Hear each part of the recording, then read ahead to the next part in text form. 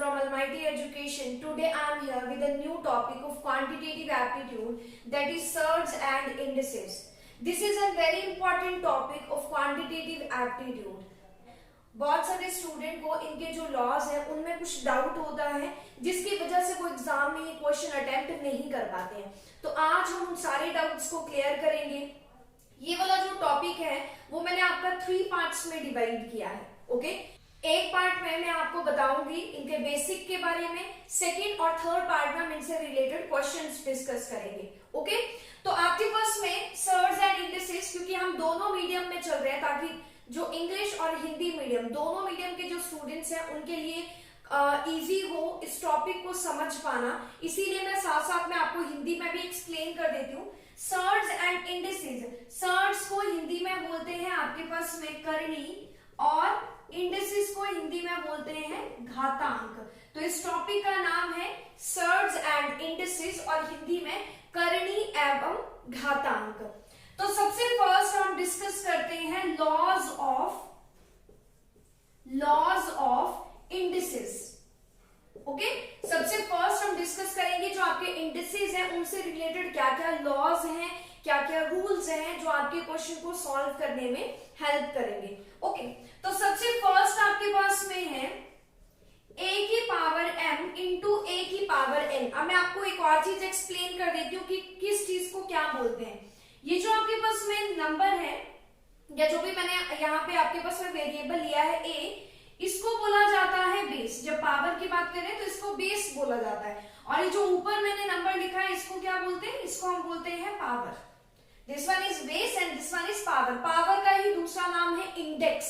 जब multiple powers आ जाती है तो प्लूरल बन जाता है इंडिसेस। ओके, तो आपके पास में a की पावर m इंटू a की पावर n, इसके लिए क्या रूल अप्लाई होता है, that this one is equals to a की पावर m प्लस n। अब ये क्या है मैं आपको एक एग्जांपल के साथ में एक्सप्लेन करती हूं कि अगर आपके पास में कभी दिया है 2 की पावर 3 इंटू 2 की पावर 2, 2 की पावर 3 इंटू 2 की पावर 2, अगर आपने इसको सॉल्व करना है तो आप कैसे सॉल्व करेंगे, क्योंकि बेस सेम है, यहाँ पे भी 2 है, यहाँ पे भी 2 है। बेस सेम हो, बीच में मल्टीप्लीकेशन का साइन हो तो पावर क्या हो जाती है, ऐड हो जाती है। तो ये बन जाएगा a की power 3 plus 2 which is equals to a की पावर 5। a की पावर 3 प्लस 2 तो ये बन जाएगा a की पावर 5। तो आपके पास में फर्स्ट लॉ या रूल हमने क्या पढ़ा, a की पावर m इंटू a की power n is equals to a की power m plus n। This one is the rule number 1। Rule number 2,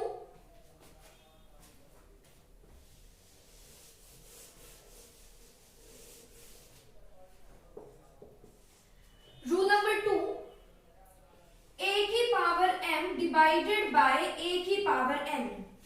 rule number 2 क्या है, a की power m divided by a की power n। Base same है और बीच में divide का sign है तो पावर क्या हो जाती है, पावर आपकी हो जाती है माइनस। तो पावर क्या हो जाती है, पावर आपकी हो जाती है माइनस। अब एक चीज आपको ध्यान में रखनी है क्या, कि हमेशा फर्स्ट में से ही सेकंड पावर माइनस होती है। आप ये नहीं देखेंगे कि बड़े में से छोटा माइनस करना है, फर्स्ट में से सेकंड। आप इसको ऐसे भी आता है कि बार एग्जाम में a की power m divided by a की पावर n, तो आप इसको भी क्या लिखेंगे, a की power m minus n। First में से सेकंड वाली पावर जो है वो माइनस होती है। टेक एन एग्जांपल, हमारे पास में है 2 की पावर 3 डिवाइडेड बाय 2 की पावर 2। तो आप क्या लिखेंगे, आपके पास में आ जाएगा 2 की पावर 3 माइनस 2। तो आपके पास में कितना बन जाएगा, 2 की पावर क्या आ जाएगा आपके पास में, 2 की पावर 1 आ जाएगा। This one is the rule number 2। Rule number 3,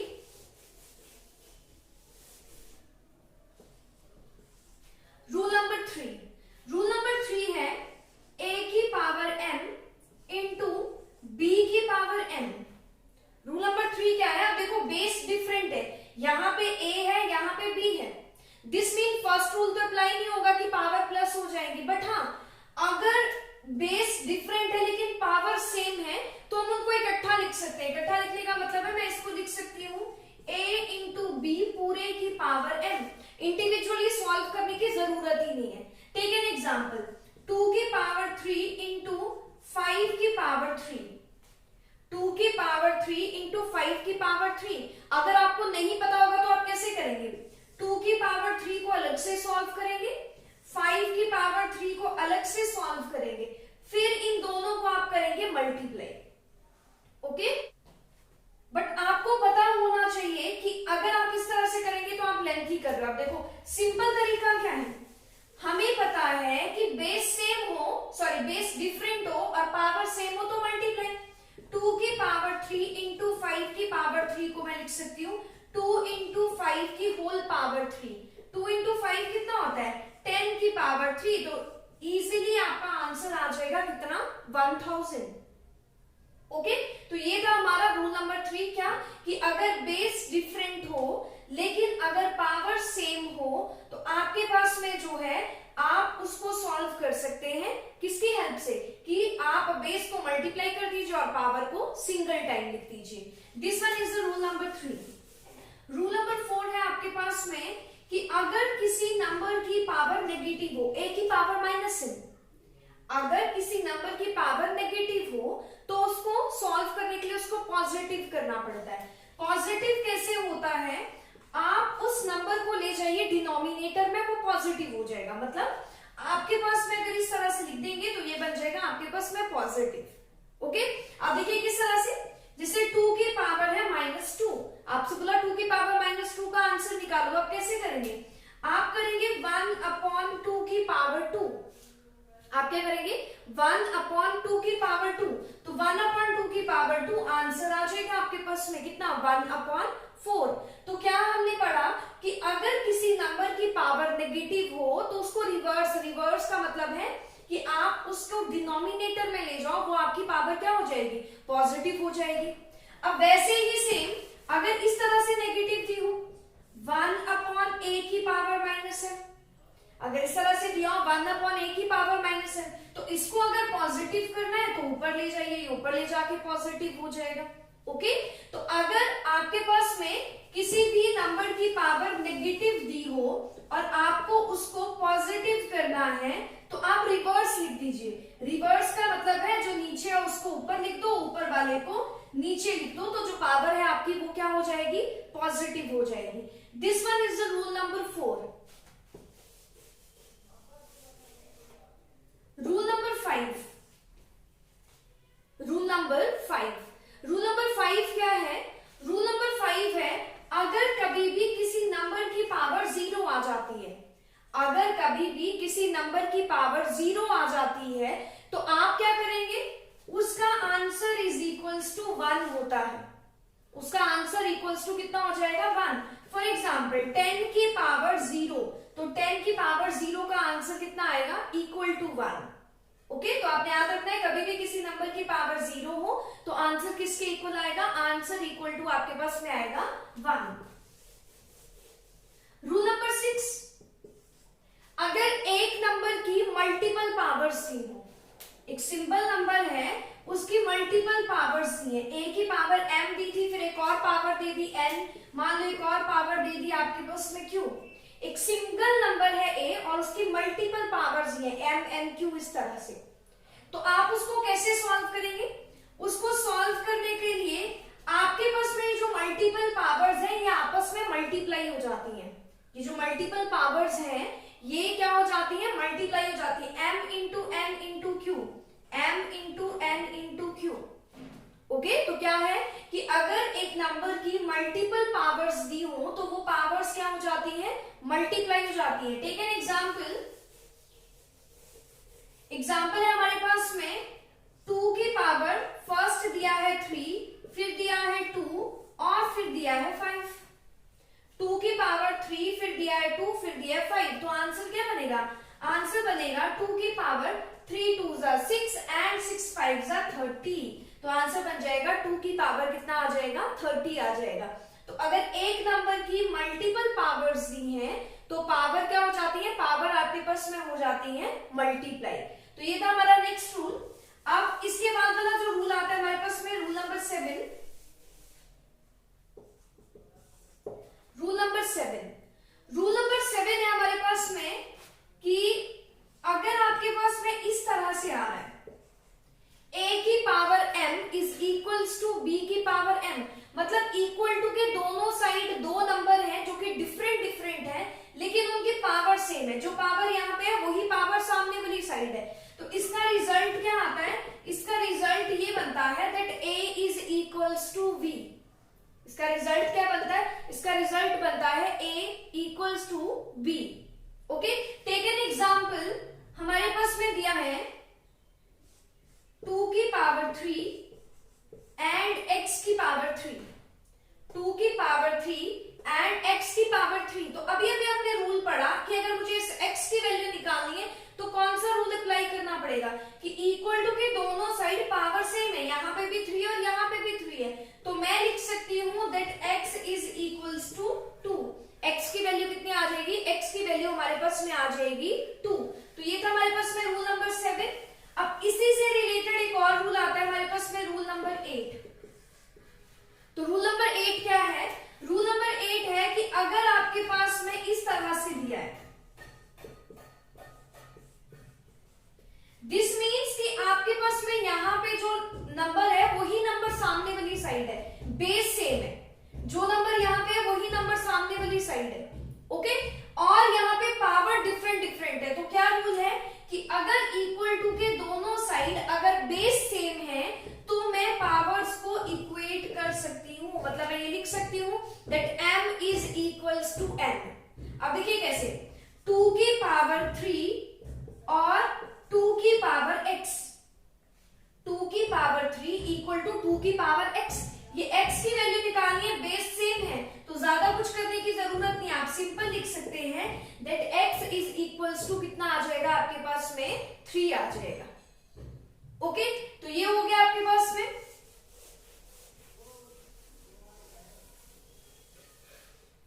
rule number 9,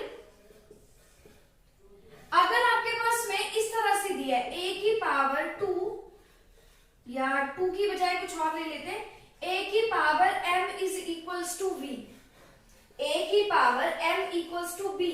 अब ये क्या रूल है? ये रूल ये है कि अगर आपने कभी भी पावर को दूसरी साइड लेके जाना हो, मतलब जैसे हम प्लस को लेके जाते हैं तो माइनस हो जाता है, माइनस को लेके जाते हैं तो प्लस हो जाता है, वैसे सेम अगर हमें कभी पावर को दूसरी साइड लेके जाने की जरूरत पड़े तो वो क्या करती है?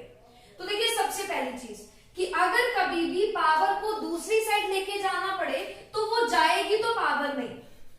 पावर ने अगर दूसरी साइड जाना है तो दूसरी साइड में जो नंबर होगा वो उसकी पावर में जाएगी, लेकिन यहाँ पे m है तो यहाँ पे m नहीं आएगा, वो दूसरी साइड जाके रिवर्स हो जाती है। रिवर्स होने का मतलब है दूसरी साइड जाके वो 1 की फॉर्म में चेंज हो जाती है।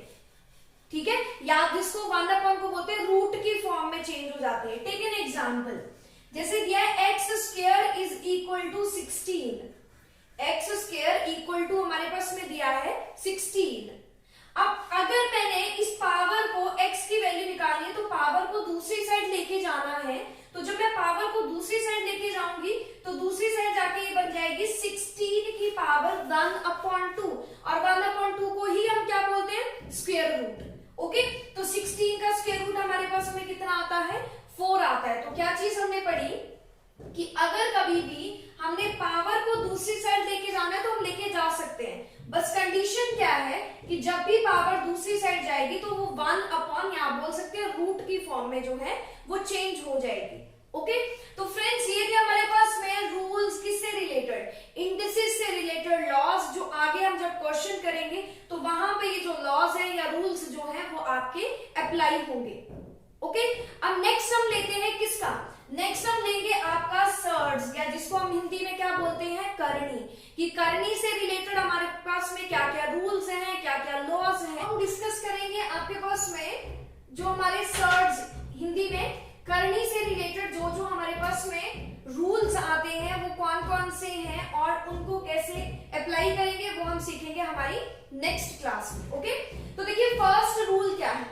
फर्स्ट रूल है, पहली बात आपने याद रखना है कि आपके पास में जैसे ये लिखा मैंने 2√3, तो इसका मतलब क्या है? इसका मतलब है 2 और फिर बीच में मल्टीप्लाई का साइन, और √3 जो है वो अलग से है।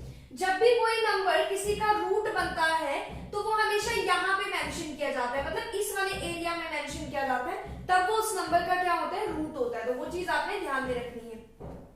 तो देखिए हमारे पास में है n हमारे पास में रूट है और ये अंदर वो नंबर है, तो इसका मतलब क्या होता है, इसका मतलब ये होता है कि जो बाहर वाला नंबर है वो अंदर वाले नंबर की पावर है। लेकिन पावर कैसे है, क्योंकि वो रूट के अंदर नंबर है। जब भी रूट के अंदर कोई नंबर होता है तो वो पावर होता है हमेशा 1 अपॉन की फॉर्म में। ठीक है, पावर कैसे होता है, 1 अपॉन की फॉर्म में। अब मैं आपको एक्सप्लेन करती हूँ। देखो एक्सप्लेन मैंने किया,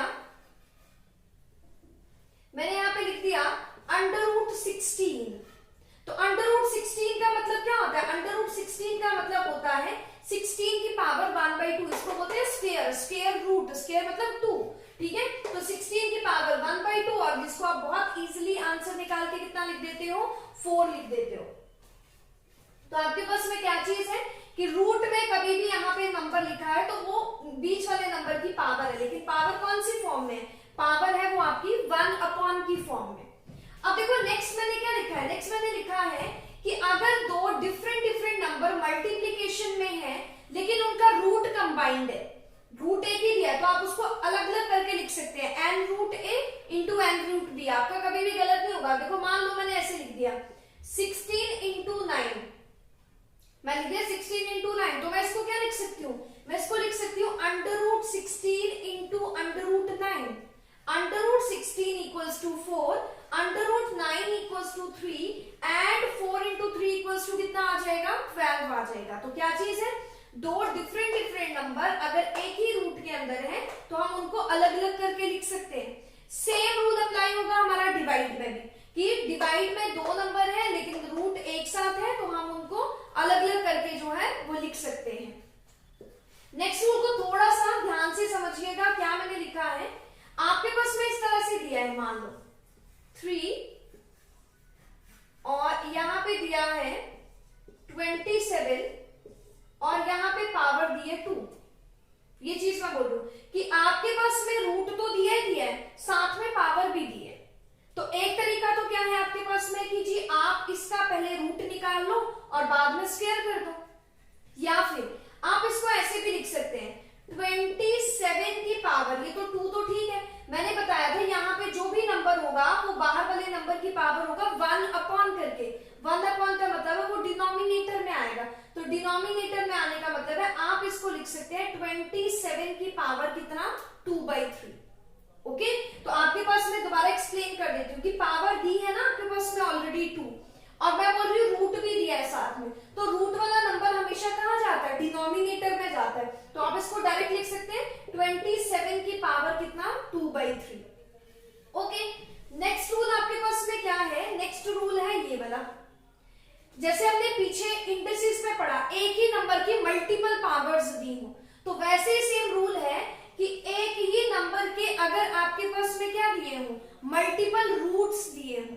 ठीक है, जैसे मान लो मेरे पास में दिया है 32, या 32 की बजाय मैं लेती हूं 64, मेरे पास में कितना दिया है 64 और यहाँ पे ना रूट दिए, जैसे यहाँ पे दिया है 2, फिर इसी का एक और रूट दे दिया है 3, मतलब एक ही नंबर है 64 और उसके मल्टीपल रूट्स दिए हैं, जैसे 2 दे दिया, 3 दे दिया।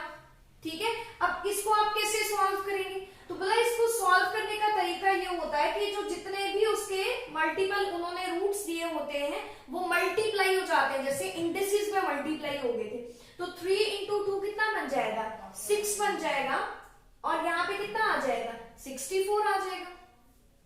3 इंटू 2 कितना बन जाएगा, 6 बन जाएगा और यहाँ पे कितना आ जाएगा, 64 आ जाएगा। अब 64 कैसे सॉल्व करेंगे, देखो 64 क्या होता है, 64 आपके पास में होता है 2 की पावर 6। ठीक है, 64 क्या होता है, 2 की पावर 6 होता है, तो आपके पास में 2 की पावर 6 लिख दिया मैंने। और मैंने तो ये बताया है कि आपके पास में यहाँ पे जो नंबर होता है वो हमेशा 1 अपॉन की फॉर्म में होता है, 6 से 6 कैंसिल आउट हो जाएगा और आंसर कितना बन जाएगा हमारे पास में, 2 आंसर बन जाएगा। ओके, तो आई होप सो गाइस कि आपको ये वाले जो रूल्स हैं, सर्ड्स और इंडिसेस से रिलेटेड जो लॉज हैं वो आपके क्लियर हुए होंगे। अब हमारी जो नेक्स्ट क्लास होगी उसमें हम करेंगे इनसे रिलेटेड क्वेश्चंस, ताकि आपको ये पता चल सके कि जितने भी रूल्स हमने पढ़े हैं इन रूल्स को जो है वो हम किस तरह से अप्लाई कर सकते हैं क्वेश्चंस में। ओके, अब मिलते हैं फ्रेंड्स हम आपको अपनी नेक्स्ट क्लास में। Till then Bye. Thank you.